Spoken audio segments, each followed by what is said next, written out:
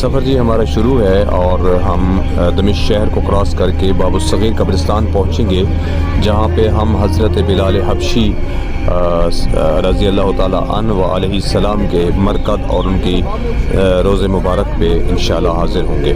ناظرین، اس وقت ہم باب الصغیر قبرستان دمشق میں ہم انٹر ہو چکے ہیں اور یہ آپ میرے سامنے گنبد جناب حضرت بلال حبشی دیکھ سکتے ہیں اور ان کے حالات زندگی کے بارے میں ہم بات کرتے ہیں۔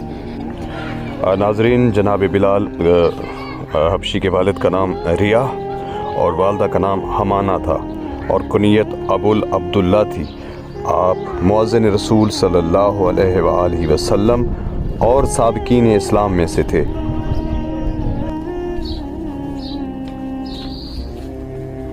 بلال حبشی کی مرکز ہے جی زیارت، یہ حضرت بلال حبشی کی زیارت ہے۔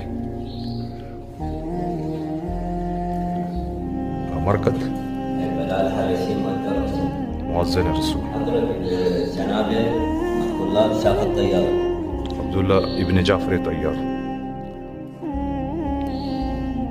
جنگ احد، بدر اور خندق کے علاوہ باقی تمام جنگوں میں بھی رسول اکرم صلی اللہ علیہ وآلہ وسلم کے ساتھ رہے۔ انہوں